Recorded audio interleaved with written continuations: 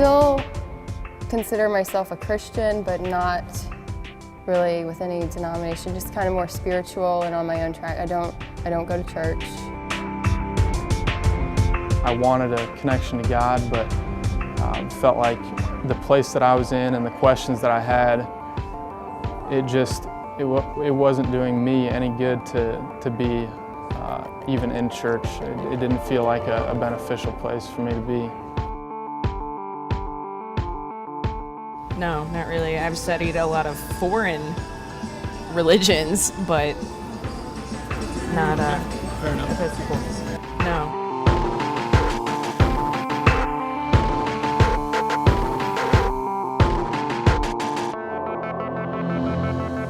After 5 months of being in the church, I was baptized, and I thought a good way to get my friends who are not believers into the church, just maybe that something would click for them. And talking to them after, they were just so confused with the service. They really didn't know what's going on with the kneeling, standing, and how everyone prays.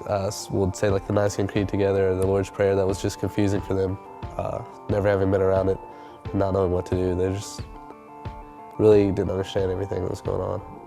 It was a little bit of a disappointment. I really thought, I was just hoping that for my friends, because you know they are my friends, I really love them, that I was hoping they could develop the same relationship with Christ I do, that I have, and it was just kind of a letdown when, you know, they didn't like being here when they came for the baptism.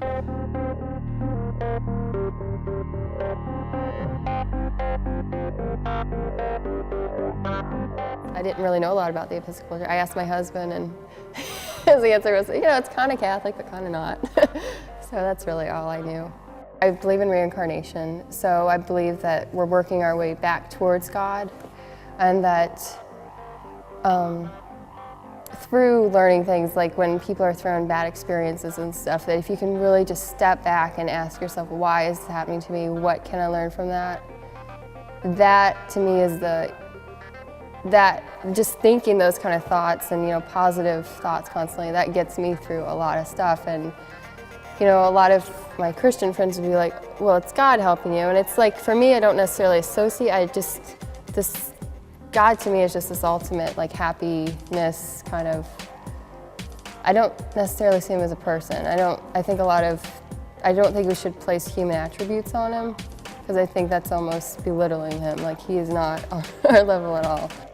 My current definition of church would just be, for me, it's not that connection. It's more of just a building where people come together to share their ideas and common thoughts. But I don't think a lot of like the spiritualness and stuff happens. Some people get it, but I think there's so many people that are just, you know, waking up, they come to church, they sit there, and then they go home. So I think it's just, in my mind, it's just a building, it's just a place.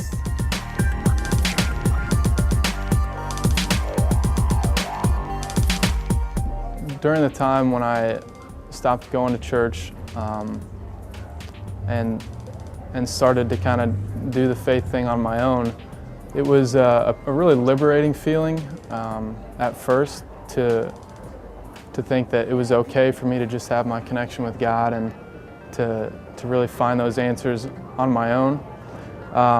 But it also became a really dark period in my life. I felt like I really wanted to be developing my faith conversationally and have the ability to have like a back and forth dynamic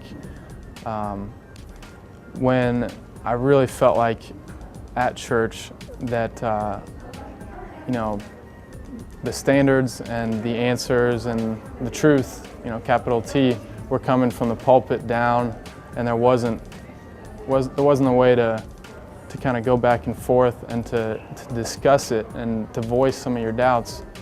I think people my age are as interested as anyone in spiritual things and all the things that encompass what the Christian church refers to as God. But I just don't think that they've had people who engage those interests. It seems like the church only wants to engage on its territory, on even if that means, you know, in its building, you know, wanting people to come see rather than saying that we'll try something else, or we'll try and meet people where they're at.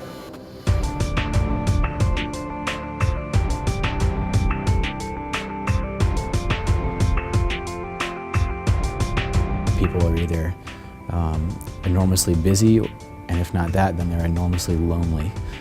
People need to be able to feel a connection with others, and people need to be able to feel that they're not burdened in the sense of time.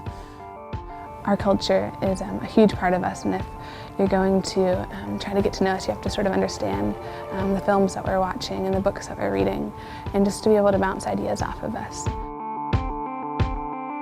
You know, since I'm a high school teacher, I find that I connect more with my students knowing what's going on in their life, knowing where they are coming from. And I think from my experience at church, a lot of times they're not connected with what the overall view of people or like society's view on things is. And I think they need to get a little, for lack of a better word, hip on things. You know, you've got to be able to talk the language of your people.